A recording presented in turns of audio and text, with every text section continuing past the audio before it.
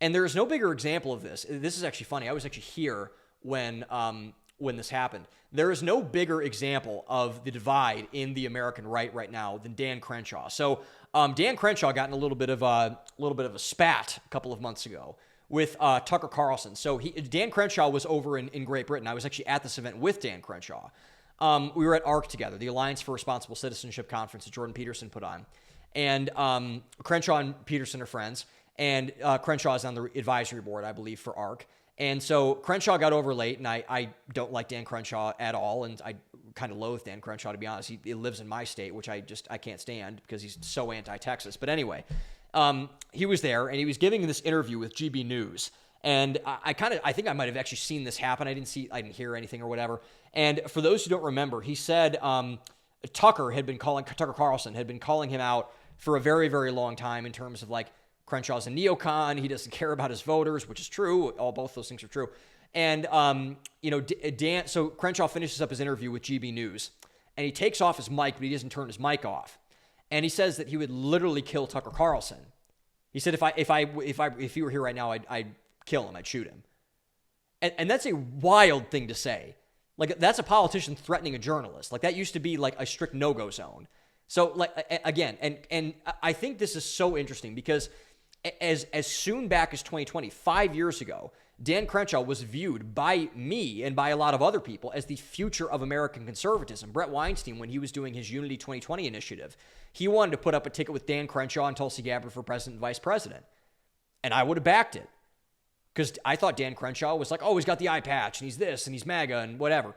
But in that 5 years, Dan Crenshaw has been exposed as just kind of a joke, actually. Like, he's a clown.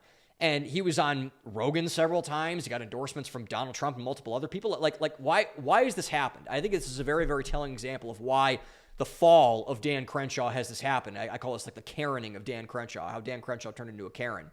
So you must go back to the beginning when it comes to Dan Crenshaw. So for those who don't know, I've actually kind of followed, like, Dan Crenshaw was honestly like the first big politician after Trump that I really knew because of this.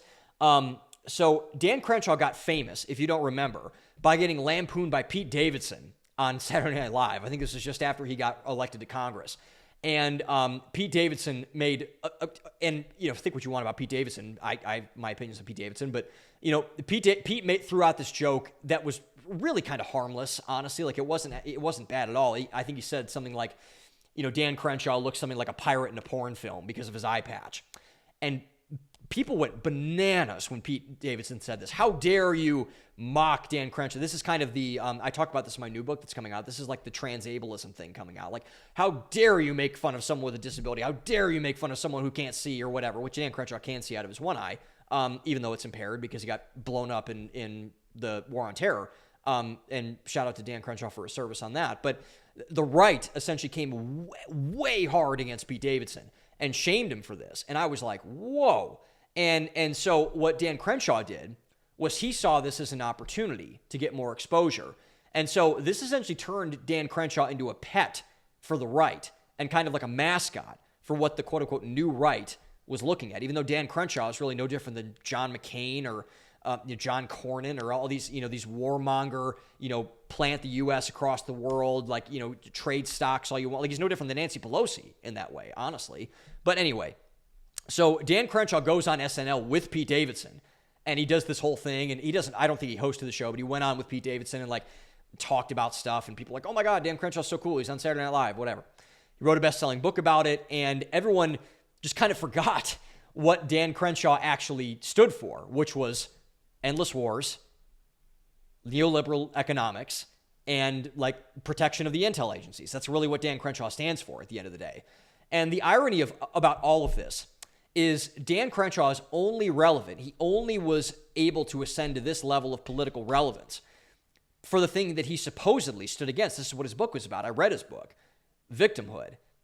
Dan Crenshaw was made famous because Pete Davidson made fun of his eye patch and his war wounds. That is the only reason that Dan Crenshaw is a thing. And could he have been a thing for other things? Sure. But that was the main escalation for the fame of Dan Crenshaw. And so Crenshaw used this to kind of resurface his reputation. I'm not for the wars. I love Trump. I'm not for the intel agencies. I trade in stocks in Congress. Like, I'm not for that. All these things, and void any criticism against him. And I want to make this abundantly clear. We should thank Dan Crenshaw for his service. Any person that serves our country, we should thank them for that. But we need to be honest also about what he actually thinks and believes. It doesn't matter that Dan Crenshaw got wounded in the Middle East when it comes to his policies. If his policies are harmful, if his policies do not further the agenda of what his voters want. And by the way, Dan Crenshaw is in a district outside of Houston, most likely a blood red district outside of Houston. And Dan Crenshaw is basically like a leftist, which is just, it's bananas. It's just crazy when you look at Dan Crenshaw and how he is. And so in reality, and this is why Crenshaw got so mad at Tucker Carlson, Dan Crenshaw is exactly who Tucker said he is. He's exactly who he said he is. He's a warmonger. He's an intel community shill. He's a large corporate lobbyist who's gotten rich from insider trading. If you look at the guy who runs Nancy Pelosi's Stock Trader, which is a hilarious account on X, if you look up that, like Dan Crenshaw is like, I think in the top 5 of people whose investment portfolios have gotten huge over his time in Congress. Why is that? Maybe because he knows something and he knows people and he kind of gets inside. Like, it's absurd. It's ridiculous. And the same thing is true with like Richard Burr and Kelly Loeffler, Kelly Loeffler's in the Trump administration right now, and I don't like that woman at all. And so he is essentially, he's the swampiest of all the swamp creatures. And I think the most, this was shown in, I think he was doing an interview with the Free Press, which is again a propaganda outlet run by Barry Weiss. But she was doing a panel, I think, with Batya Ungar-Sargon, who I really, really love. I love Batya. And so Batya asked him this question, or I don't know if it was Batya, but it was a panel, but she was on it, about stock trading in Congress. And Crenshaw doesn't give an answer. He kind of just snaps at Batya Ungar-Sargon. Like, look this up. It's hilarious, actually. He's like, why are we even talking about this? I'm more important than stock trading. I don't do, like why aren't we talking? This is so unimportant. It's like, no, dude, it's actually very important. A lot of people care about this. I care about this. Your voters care about this. And this, again, this kind of just leftist, elitist, nonsensical drivel, just pathetic excuse for all these things, it just shows that Dan Crenshaw doesn't care about his citizens at all. He doesn't care about his voters. He doesn't care about the MAGA movement. He doesn't care about, he only cares about himself. He only cares about himself. And it's just very apparent with someone like Dan Crenshaw, who, again, is like just a Karen at this point.